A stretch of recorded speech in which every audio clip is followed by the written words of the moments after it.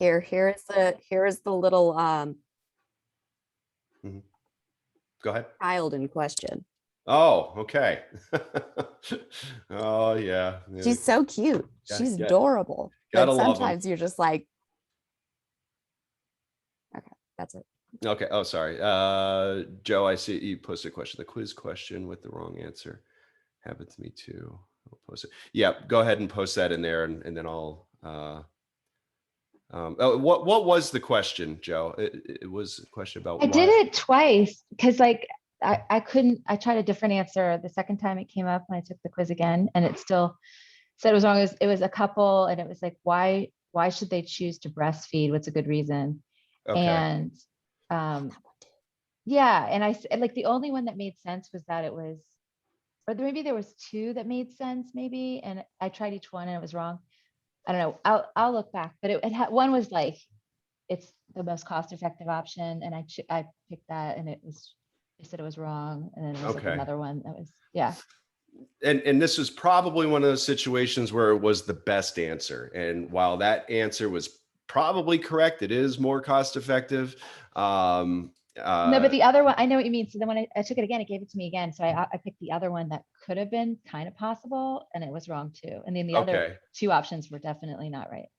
Okay. I'll find, it was from the week 3 where there was. Oh, it's week 3. Okay. Yeah. I'm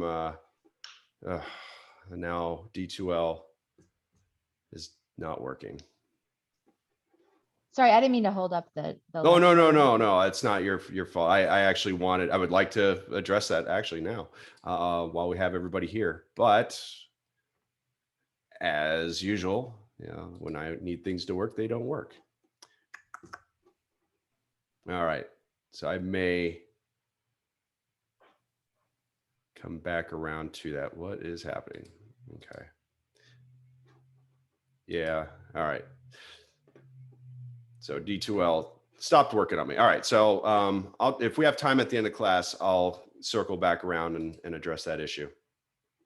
All right. So share my screen.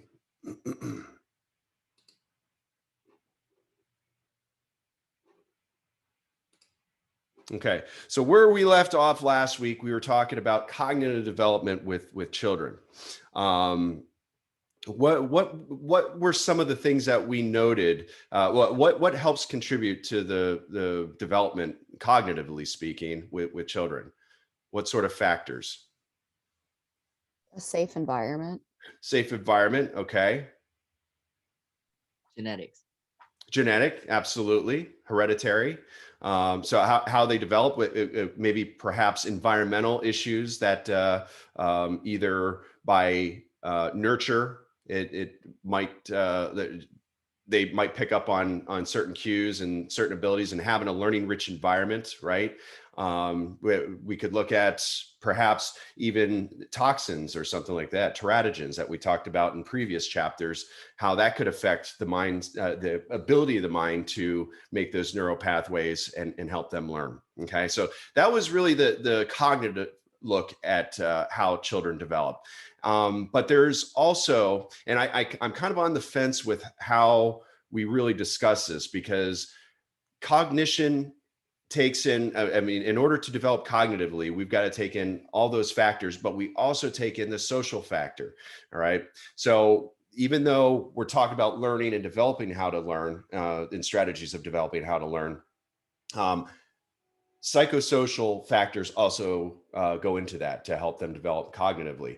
At the same time, we have this other component where children learn socially too, right? They start learning how to interact with people because they understand that they have needs that they want to have met. Again, we're not like horses or deer or something where we come out standing automatically and self-sustaining for the most part. Human children take a little bit longer and have to develop attachments and relationships in order to thrive. And by that nature, we are indeed pack animals because we survive in numbers, okay? We survive on the dependency of those around us. So today we're gonna take a little bit more of an in-depth look at sociability. How are they developing their language skills? Because language skills help them to interact with the outside world. But there's a lot more than just verbal language skills, right? What are other ways that we communicate with others around us? Facial cues. Facial expressions, right? Gestures, tones of our voice, right? It may not necessarily be the content that comes out of our mouths, but it could be the inflection of our voice. I know some people, they tend to, when they get nervous or they get angry, they get a little higher pitch. Liana talked about that a little earlier when she was upset and surprised by something. Got a little couple ranges in there, right? So we develop these nuances. Not only by learning through others, but that's something that's passed down through society, through our cultures as well. Okay. So one of the ways that we start developing sociability is through the show of emotions. And emotions in infancies develop pretty early on. And we know this because we see certain actions, we see them smiling. Now, there are a lot of theorists that consider that smiling is I don't want to say hereditary. It's something that's ingrained in us. But there are other theorists that think it might be a trial and error. It might be something that that we learn to do, and we do that. We learn by getting favors from others, right? We might get a favorable pro-social response from showing somebody a smile as opposed to showing a frown or throwing a tantrum or something like that. So smiling, we know, happens earlier on because children learn to, they start accepting the fact that when they smile, good things happen to them. They get a more favorable, a warmer response. They get nurtured a little bit more, and perhaps even cuddled or played with or something. But there's definitely a pro-social component of them learning how to smile. Okay. So we do see emotions start to develop earlier on. We also take a look at anxiety levels with children. Okay. Because anxiety can arise for many different reasons. And we look at anxiety from an adult perspective as a fear response, like anticipation of fear, anticipation of something dangerous, or potentially dangerous for us, not necessarily dangerous, but we might have the perception that something is dangerous, which produces anxiety. Many of you probably, like, if you're anything like me, have test anxiety, right? How many of you don't like tests? I don't like tests. I usually see a majority of hands go up there.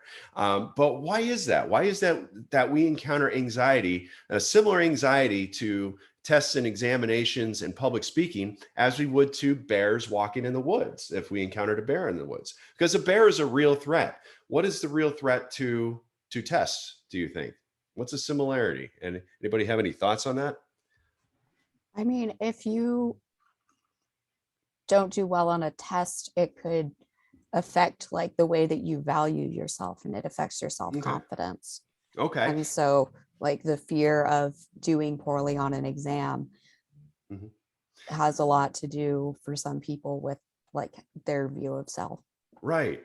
As we develop into well-balanced adults, we've started assigning value to certain things, and we learn earlier on that examinations or quizzes or some kind of evaluation could lead to extra work if we do poorly, or could lead to some kind of removal from a program or something like that. So we are threatened. We develop this threat later on in life due to evaluative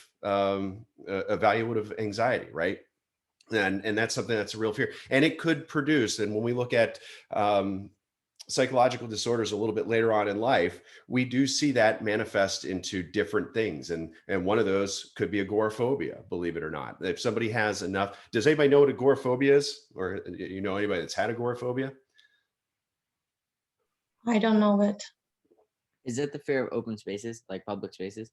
It's it's the fear. Usually what we see in agoraphobia is people tend to not go outside of their homes, because, and it has nothing to do with really, it doesn't have a fear to do with open spaces. That's what the literal translation is of it, but it has nothing to do with being in an open place. It has to do with fear of having a panic attack or having something go wrong, horribly wrong, where people are looking at you and evaluating you.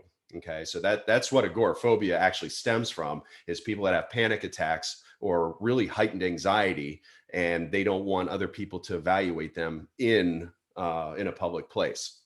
So that tends to cause a person to stay behind the comforts of their own walls and not go outside and do things.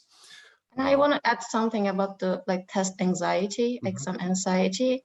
Like the whole semester, like you have made like 3 exam for a class, and like you were able to study like all the time with the whole chapters, everything.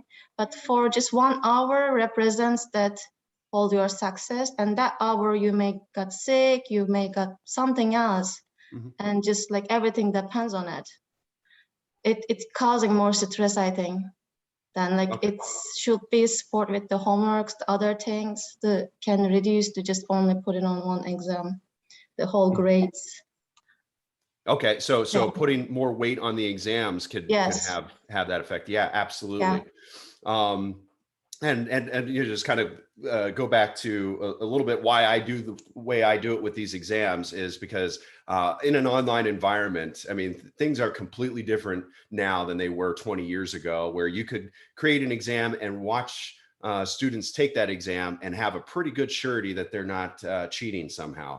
But right now, I mean, we just have so much information at our fingertips that it's easy for students to take these quizzes and exams. So, you know, as educators, we have to be aware of that and understand that maybe we don't need to put so much weight into those exams and look at other things like classroom activities, things that are, you know, going back to what we're talking about here, more pro-social, right? Because that we're starting to lose that a little bit more, especially when we're putting heavy weight on exams like that. But I see what you're talking about is if there's a lot of weight on that exam and there's a chance that somebody could fail a course because they're not doing well in quizzes or exams, that adds that anxiety, right? So yeah, good point, Samara. Thank you for sharing that. But looking at the anxiety component, we can really see, we talked last week about intelligence and how we see a consistency with intelligence from a young age later on through life, right? Intelligence, IQ doesn't really change. Intelligence and adaptability to one's environment doesn't really change over time unless something drastic happens that growth is stunted somehow. It's very similar with anxiety. We see a lot of correlation with children that tend to have a more anxious temperament earlier on in life, tend to have anxiety issues later on in life. So there is a pretty strong correlation with that. Temperament really lasts through the span of one's life. So we may see a calm and collected child, and unless something major happens, like some kind of trauma or abuse, we're going to see a very similar temperament later on in life as well. We're going to see them a little bit more calm and collected, and vice versa. If we see high anxiety, like a child that has high separation anxiety or something earlier on in life that isn't dealt with, that isn't managed properly, we could see some unhealthy practices and unhealthy behaviors in their personality later on as well. Okay. So during this stage, during early childhood and infancy, we also start to see social referencing. Okay, so this is really speaking to what children start to understand that we talked about egocentrism, where the child is the center of the universe, right? Everything that they feel, other people feel according to them. Everything that they like, other people like. Right around infancy, they start to develop a concept that people are autonomously functioning, that they are doing things that we don't necessarily, as an infant, we don't necessarily want them to do, right? Maybe they're leaving us in the crib a little longer than we would like them to. Maybe they're not feeding us when we want them to, all right? We start learning this earlier on, and that's where this interaction starts to occur and social referencing starts to build, is when they start to understand is things don't work exactly how I want them all the time. So I need to start figuring out a way to interact with that. You know, maybe start to cry when I need something, or smile when I want affection or something like that. So that's really where social referencing starts to take form, is when the infant starts to understand that things happen outside of their own will or their own ability. Okay. They start to develop themselves. Okay. They start to understand who they are. We'll see them paying a lot of extra attention in the mirror and making facial expressions, because what they're seeing and what they're doing with their face, they're starting to fine tune those abilities, right? So that'll help them later on with developing emotions and showing those emotions, and again, non-verbally connecting with others. Okay. Um, Professor, excuse me. Yeah, go ahead. Which chapter is this one? This is, I believe, this chapter 6. Okay. Okay. I get lost for some reason. All right, no worries. So looking at, looking at how encoding occurs, very similar to language abilities. You know, they start to babble. They do this almost circular pattern of just exploring, making sounds. It starts off as one word syllables, and it turns into cooing, and then turns into babbling. And then when they understand that if I put certain words with certain events or certain people, then I get a favorable response, and that's where learning occurs. And that happens with verbal language, but nonverbal language also, that it's exactly what they're doing there. So they're exploring a little bit more. And one of the dangers to this is we could see bad behaviors develop out of this. We may see tempers happen, because we all, what we do know with as far as emotions is we all have them. Most of us have them, right? And cross-culturally, they happen in terms of biological or physiological responses to those emotions. So, for example, when we get frustrated that something's not happening our way, we tend to what? We tend to get a little bit more excited, right? We You might get angry, yeah, anger and shows. sometimes they destroy things because it's not going the way they Right. want. Right, exactly. And those temper tantrums, I always relate this to Billy and the Big Red Ball. I don't know if any of you have gone to Walmart after midnight and maybe seen, you witness parents bringing their kids there late at night. I don't know why this sticks out, but I had a similar experience when I was. I think I was living in Alaska at the time, and I went to Walmart to pick up something that I needed for the next day. It was a late night. It was right around 11 o'clock midnight, and I saw there was a couple that were there with their child, and he was in a diaper and a shirt, and he was running around the store just creating, causing havoc. And I call him Billy. I don't know if that was his name or not. But so what Billy did was he went over to, you ever see one of those big ball bins where you can pull the ball out? They got the little rubber bands where you can that contain them until you find one you want, you pull it out. Well, Billy pulled out a big red ball, and he wanted this ball. And his dad came along and said, "No, you can't have that. Put that back." And he grabbed it from his hands and put it in that bin. Well, as you can imagine, what was Billy's response? What do you think Billy did? It depends on the kid, but probably cried or something. He not only cried, he threw himself on the floor. He was smacking his head. He was bouncing his head off the pavement or off the tiles. I mean, he went up and knocked everything down. And what happened afterwards really shocked me. Is the parents' response to that was to get him that ball. Okay. Now, what is the danger in that? Well, that's reinforcing the behavior, saying if you Right. act out Right. because you don't get something you like, you're going to get it. And that's just essentially dooming that individual to social outcast because of behavior. Exactly. And what they were doing because again, children are just, they're packaged little learners, and they learn very quickly to things. And what his communication was, I want something. And his behavior, following that circular pattern, he was exploring different things that he wanted to do. And when we act on anger, and somebody responds favorably to that, we just now reinforce that. And, and that's kind of cute and okay when we're 2 and 3 years old, but that can lead to problems later on in life, especially because those expressions get bigger and they get bolder. And if a parent's tendency is to reinforce that behavior, then we're going to see problems later on in life. We're going to see Billy grow up to be a maladjusted adult and probably hit people and hurt people when he doesn't get his way. Okay, so that's kind of the pattern that we see with the nonverbal encoding, is the circular pattern, trying different things to try and get what they want. Is there I have a question, like, please. Oh, sorry. Go ahead. go ahead, Josie. Just Can't hear you, Josie. Sorry, no, I was talking with my daughter. Sorry. Oh, okay. I'm sorry. That's okay. okay. Like the kid during that time also standing for their voice. Like, I want this ball, and I want it, and like they standing for themselves with the showing their feelings. I think, like, are we need to see like always anger? Do we always see it?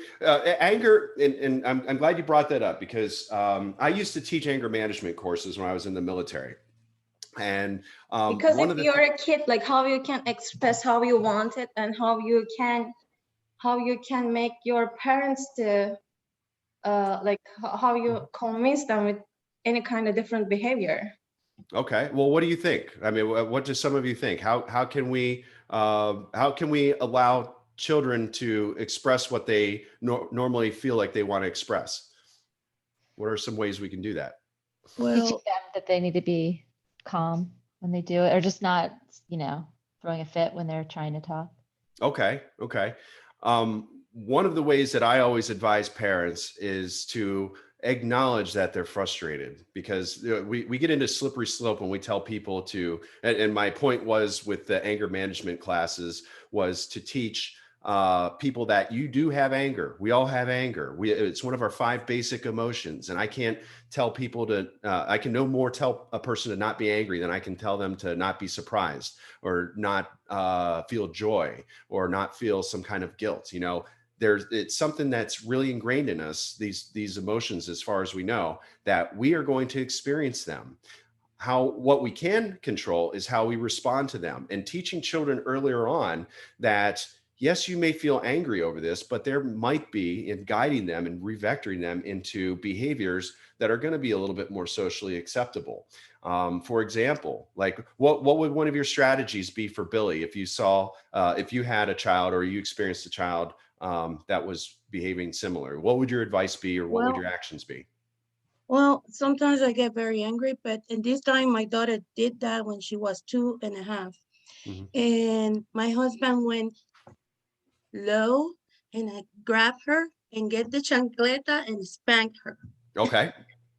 But it was a police on the front, and my husband say, well, if I'm responsible for what she broken, I have to be responsible to give education.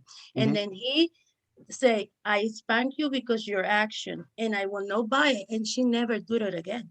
He Okay. explained why she gets spanked in the butt and why. And she don't do it again. None of my kids do it again, just once. Yeah. And there are different ways of discipline, right? And showing kids how to get back on course. And personally, I'm not a fan of spanking. I think, of course, I'm well trained as a psychologist to deal with a myriad of behaviors in different ways and make people feel bad about doing those things. But, for parents that maybe don't have that kind of training, I grew up And in it's this. not abuse. It's not abuse. Yeah. I think so. The main thing is the noise, what it made the impact in the diaper. Right. And that's what they stop it, because they never was with the skin mark or anything. It was just the sound of the diaper. I think so. The association of that is the correction. But at some point I understand that. And I stop it. And now sometimes I see myself screaming at them. Then I say, wait a minute, I need time out. Later talk about it, and then Okay. and explain it. And that's a good way to do that, is relating to children and talking to them about why certain things happen, why a consequence had occurred. And you're right. And so a paddling or a spanking can sometimes be a very startling experience for that child, and it's an attention grabber, and it's most effective at times, especially in times of safety. Now, where it kind of starts to cross the line, when like when physical or corporal punishment is more about the parent's gratification, or making the parent having the parent act out some kind of anger themselves, that is a dangerous line to cross, because now we're teaching that violence is okay when we're upset, right? And children model that behavior. So spanking can occur in a positive way at times. I'm not discrediting that in any way. And there are many schools of thoughts as to whether it is or is not effective. I think in certain situations it can be effective, if that's one of the tools that you have to offer, if it's done Well, right. it has to be with where you your childhood. That's the way my mom used to do it. That's my way. Always screaming, always screaming. And then when I Right, find right. when I practically when I marry, I see the difference. My husband don't have that use of screaming, and I see his mom how to correct the grandchildren, and I say, wait a minute, and then I go back and start saying, no, I don't want that, and then I ask for help, yes, and I keep it, and I have 3 children, and with the third one, I learn even more, because HDAD will not respond to screaming. It Yeah. will not respond to spanking, nothing. When I say you grounded, she stopped there and I say, I'm sorry. I say, the sorry is okay, but you have to get your grounded. And I say, you grounded, and she stopped and redirect herself. But yes, my mom, everything was screaming, everything was wrong, and that's what I learned. And then it was hard. It was Yeah. hard to change my mind, but I did it. I Yeah. did it. Yeah, good. And I think many of us are products of a different point in childhood. I grew up in rural Pennsylvania, where it was common to. I think I was spanked at least 5 times in elementary school, because they did that back then. They had a principal with the paddle. That was a real thing.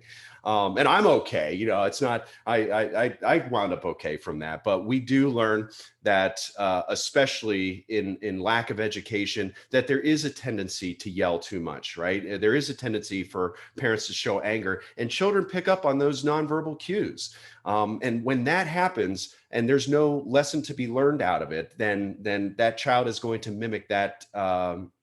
That expression. But kind of to just stay on track here, coming right out of the gate, children display a wide range of emotional expressions. And at birth, we do know that. And it's tied very much to what? I mean, if you look at something, the 3 examples at birth, we see interest, distress, and disgust. We can really tie those to biological and physiological responses to food, right? Because earlier on, children, one of the first experiences they have is hunger. So to satiate that hunger, they know if they eat something that helps to satiate them and take away those hunger pangs. So with that, they start developing an interest in how they can secure food, right? How Well, they can stop that pain from happening. in the film, and I put this in my review, in the film at about, I think it's like minute 36, you hear Mikey, sorry, the neighbor's dog is barking. That's okay. what you hear. Mikey realizes, oh, when I cry, mom shows up with a bottle, or in other cases, like I was talking to my mom last night and I was like, so would you say that when I was an infant, I had a different cry for different needs? And infants will learn that if I cry this way, I get this response. And so like there's that kind of like, I don't know if it's necessarily nonverbal because It is. they're Yep. No, using their vocal cords, but that's exactly right. And crying is crying, but how we cry, that's exactly what we're talking about with nonverbal encoding. It could be a different pitch. It could be a different But we do that with speech too. If we get excited, we talk a little louder, we get a couple more octaves, or if we're a little bit more calm, we might use lower octaves and be a little bit more relaxed. But at birth, they show a very similar thing, and we can tie that to satiating themselves, feeding themselves, right? And they show interest. And when they're not, and when they're experiencing those hunger pangs, we see distress. And when we give them something that they don't like, we see disgust. Okay, they'll push it away, or they'll make a face or something. So we do know that right out of the gate, that children have these basic emotions. And over the next few months, they start to fine tune these emotions into a little bit more recognizable to us, like happiness, right? Interest might turn into joy or happiness, or distress might be some kind of surprise or anxiety or fear. And disgust, obviously, I think disgust kind of just stays the same well into adulthood. We all still kind of make that same face that we did when we were kids and we got something we didn't like, right? We can't help that thing, because that's a way of communicating. We don't like this. Please get this away. So you know what we do know is the finer tuned emotions that emerge later in life usually happen because of some kind of learning. Okay, but the five basic emotions, the emotions that we see at birth, are what we talked about: the happiness, the surprise, the fear, the guilt, and I'm sorry, disgust, and oh my gosh, what's the other one?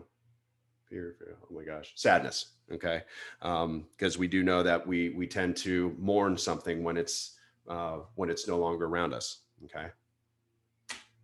Oops.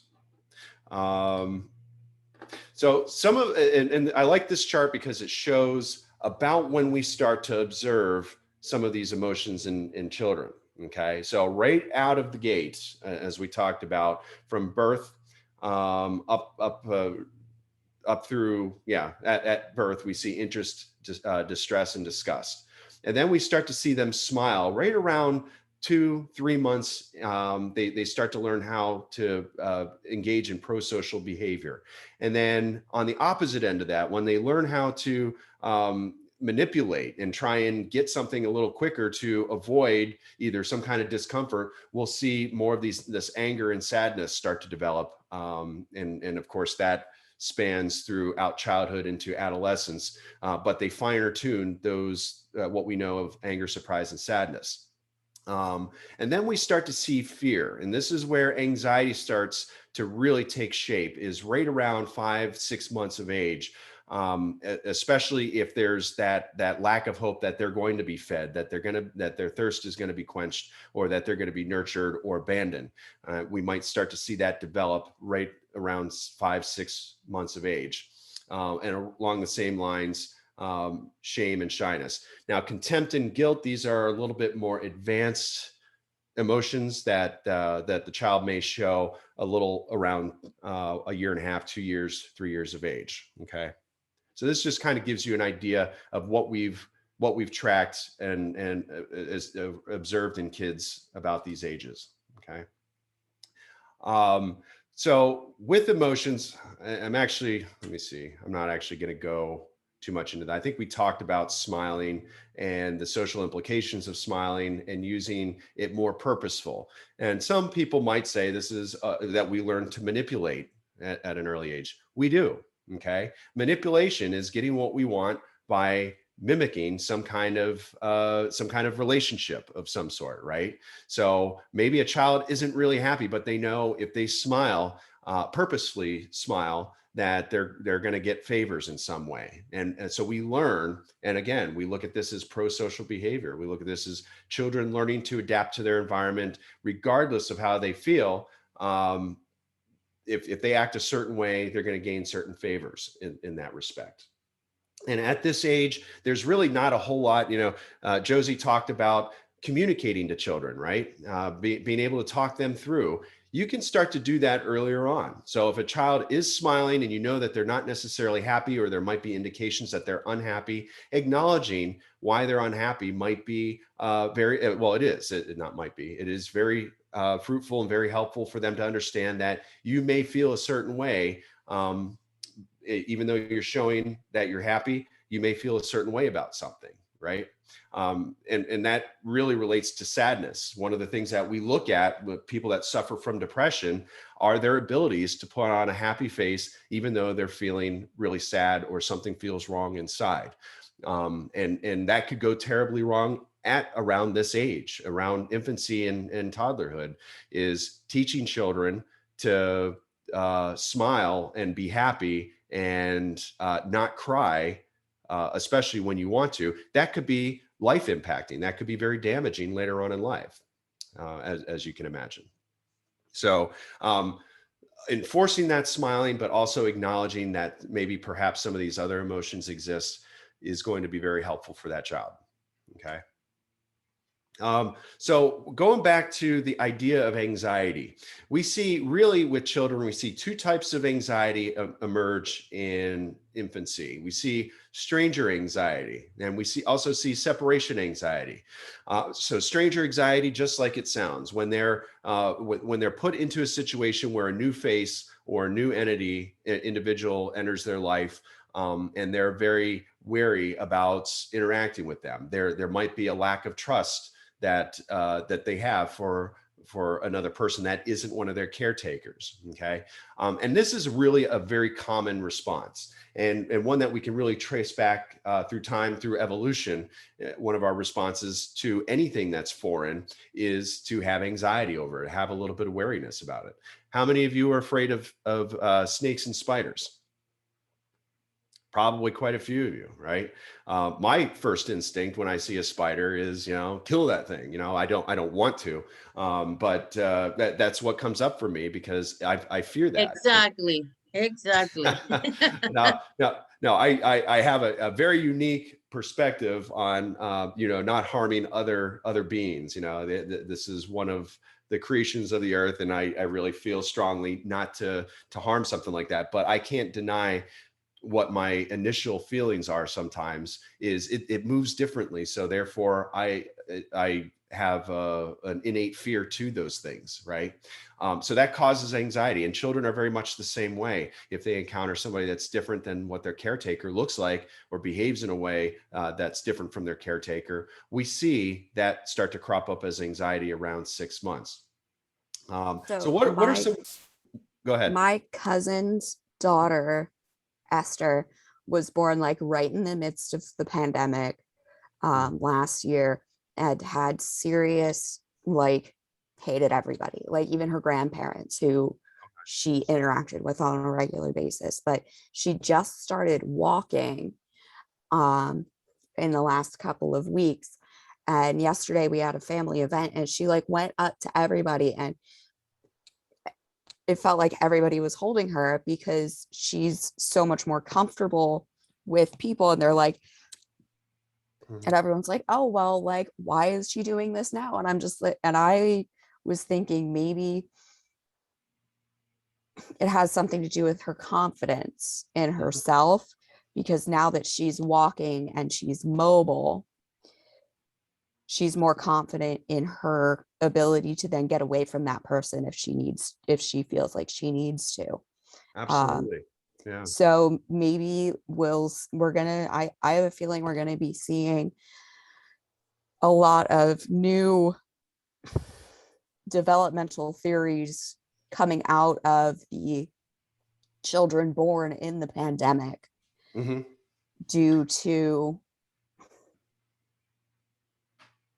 how long their parents were at home with them, how little they interacted with people outside of their family unit, and the impacts of both of those things. Because I really do feel that there's going to be significant impact of this, but also how it changes as we shift out of pandemic mode. Because here in Pennsylvania, earlier in the summer, we had very low transmission rate, very high vaccination rate. But now that that's kind of slowed down and the Delta variant is ramping up, I feel like a lot of the children who really progressed in their social development, I'm concerned that they're now going to regress Okay. Um, sorry, I kind of went off But- topic there, but I No, do no, no, think that's like okay. social anxiety and Mhm. that stuff like changes as a child begins to become more mobile. Absolutely, and that's kind of what one of the points here on this slide is with stranger anxiety is we do see differences in infants across different cultures, different situations, and I would you're right. We're probably going to see a lot of research that's going to show some variations as to how children respond to anxiety. We are seeing parents that have that maybe have lost their jobs and they were home a lot more, right? Um, that we're going to see that crop up in probably some trickle down behaviors later on in that person's life. Is it good or bad? I don't know. Other societies, other cultures have been in very similar situations. Like if you go to Asian, more of the Asian culture, Southeast Asia or something like that, this is a very normal thing for them. Pandemics, it's not very, it's a very common thing. Wearing masks everywhere is very common. So, but they're doing what they have to do to survive, and for the most part, children seem to come out well balanced and well rounded from that. So, we are going to probably see a little bit of a shift. Is it going to be survivable? Absolutely. I think we're going to see children bounce back from this in ways that we probably never even understood or thought to really explore. But But it go ahead. we're gonna see this in kids, but in adults too. Absolutely. Some adults have a.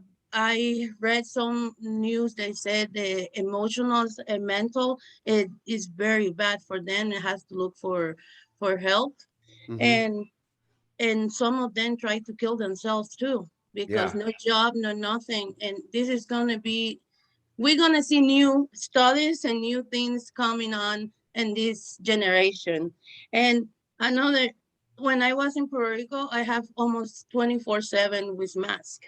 Hmm. It's rarely I don't have it. And when I come here, I feel weird when I don't have to use it because I see these people don't use it and I don't find I feel like something is missing on me. And Yeah. it's gonna be that happens too. Yeah, yeah. Okay. So yeah, and again, we're going to be looking at the trickle down effects from this for a very, very long time, and it's not over. That again, a lot of Asian cultures have been practicing this for many, many years, many decades, in fact, because this is a commonplace. There are a lot of viruses that crop up in Southeast Asia, either because of lack of sanitary conditions. They have a different way, a different culture of eating over there. Like a lot of their open air markets they have fish exposed or meat exposed to the elements, which could breed certain types of bacterias and viruses. So they're aware of this and they take precautions to to protect themselves. But in any case, the infants in there still wind up being well adjusted. They just have a different way of doing this and in tackling these sociological problems. But stranger anxiety is one way of looking at that, as far as are children well adaptable? And there are many ways that we can do that, like especially in COVID. You brought up COVID. One of the ways that I've seen families doing it is having tight knit communities where they are social distancing, but they're doing it in bigger, like a family environment. So they make an agreement with maybe the grandparents or maybe the uncles or neighbors or something, that they're not going to go outside of that little network. And if they do, they're going to mask up, they're going to sanitize and all that stuff. So that would be one way of overcoming stranger anxiety, is having some kind of social contract with neighbors, family, or close friends, so that that the children and family can still have that network. They can still have that, develop those pro-social behaviors. One of the other ends of the spectrum here that we see with anxiety is separation anxiety. Not necessarily being introduced to a new individual, but being pulled away from the caretaker that with whom they're most familiar with, right? So having that separation from them causes anxiety, because now they're not sure, they don't feel confident in their ability to secure food, to secure nurturing, to secure comfort in any way. And we really see that with Harlow's monkey trials. And I do believe, I don't have I still don't have D2L access, but one of the things we did see if I got D2L back, but if you can look it up, I either have it in resources or you can look it up on YouTube. Look up Harlow monkey trials.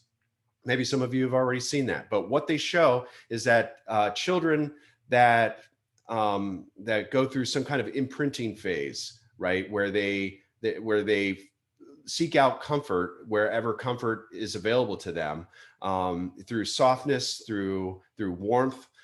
We seek those things, and when we don't have those things, that may cause some anxiety. That may cause some mistrust in our environment, that we don't feel capable of going out and exploring and doing those circular patterns that we talked about earlier. So let me see. Yep, still don't have D2L. So anyway, look up Harlow monkey trials and just kind of get an idea of how separation anxiety can cause that. I'm not going to go too much in depth with this chart. I think we kind of talked about this just across different cultures, how separation anxiety might occur and when that may occur. And it could be different for each month. And it has to do, a lot of it has to do with socialization, right? At what point do the children, what point do the infants start being exposed to other environments? Now, I forget who it was. It was either Liana or Josie. One of you talked about walking, right? Yeah, Liana, I believe you mentioned about walking. We do know, if you look at this chart here, the African Bushman. So right around age 15 months is where we start to see anxiety really take off. Sorry. And one of the reasons that might be because we do know that within that culture, they live in villages where they don't allow too much wandering. They don't allow too much walking to occur. We don't promote independence in those cultures because independence could lead to premature death. You know, wandering off and being snagged by a lion or something like that. So that really tends to have the parents be a little bit more protective, which might explain why we see a little bit of a higher anxiety much later. Okay. All right.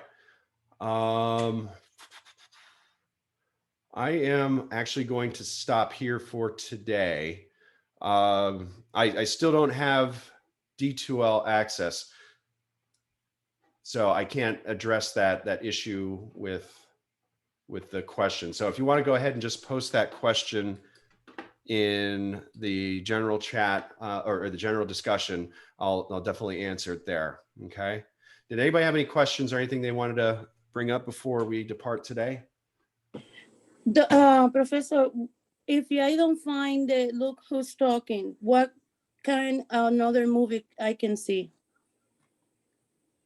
Well, I think, did you look at some of the reference, some of the students had posted links to how you can watch the Look Who's Talking online. Did you look in the general discussion? No, I don't see that. Okay, yeah, go into general discussion question. I know Semra and a couple other people, and thank you for doing this, by the way, had posted areas you can either watch it for free or whatever, or rent it on one of your streaming devices if you have good internet connection.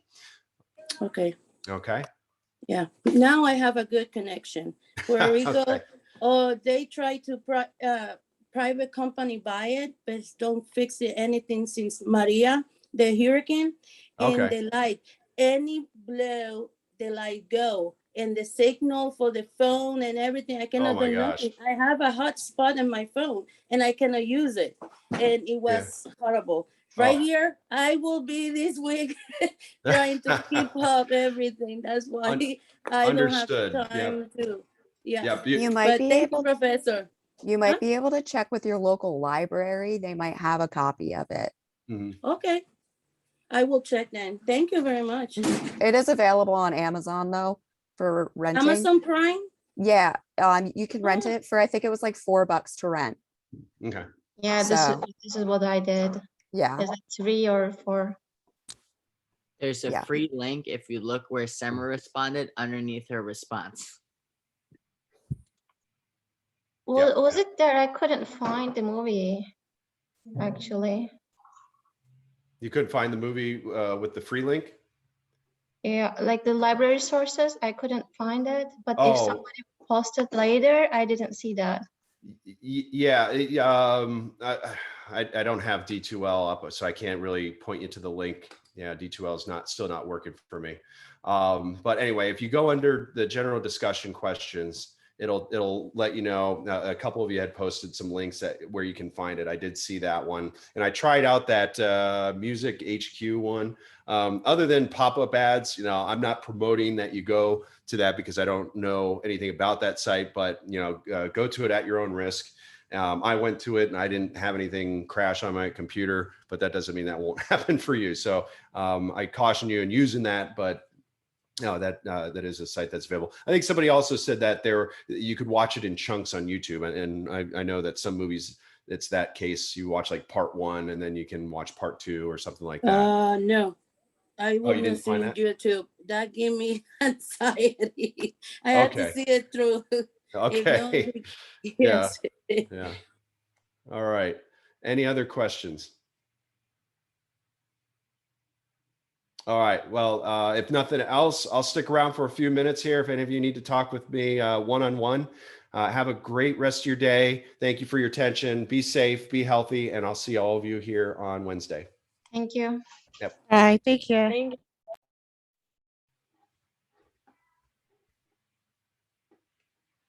Joe, there Hi. you are. Yeah. Hi. Yeah, I had a couple questions for you. Okay.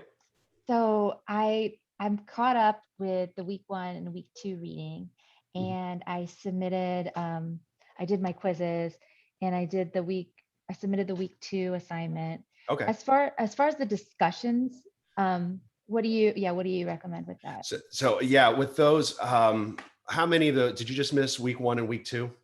Yes. Yeah. Okay. Those are only 10 points each. They're not, we're going to wind up with about, I think like 1,020 points or something. So 20 points off is not that big of a deal. We're going to have some opportunities at the end of the course for doing presentation of your article review. So you could easily make up those points, either doing an evaluation or even a presentation yourself. I think the presentation is 30 points. And then you get, I think we'll have like an opportunity for like additional 20 or 30 points if you evaluate somebody. So Okay. Yeah. Awesome. That's great. That means I think I'm caught up, which is really good. Right. Yeah, and just to make sure that the understanding correlations was the assignment 1. Like it looked like the week 1, the assignment was the discussion. Is that right? It was like this handout about understanding correlations, and you would talk about different studies and kind of some confounds that could have changed the explanations. Do you remember? Yeah. So your question was the assignment also the discussion? Yeah, because it's under the assignment, but then it says to put it in the discussion, but then I can't access that. So week 1 was just basically what is lifespan development? How does that play into whatever your career path you picked or major? So it was just kind of like a trial. It was an easy 10 points.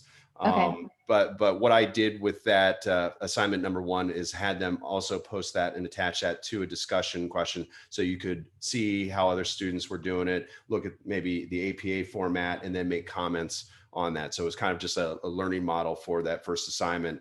You don't have to worry about putting that in a discussion post. You can respond to other students if you want. Chances are they're not going to look at it, and I'm not going to grade it based on that anyway. So if you just want to go ahead and upload that, I'll grade it that way. Okay, sounds good. Okay. I'll upload. So you mean upload it in paperback? I mean, no. backpack. D2L paperback. I hear backpack, payback. Okay. Different term for it, but yeah, just go ahead and In the upload that Dropbox. to the Dropbox, and that'll be fine. Okay, cool. All right, that was it. Yeah. All right. Thanks so Have a good one, much. Joe. Yep. You too. Bye. Bye-bye.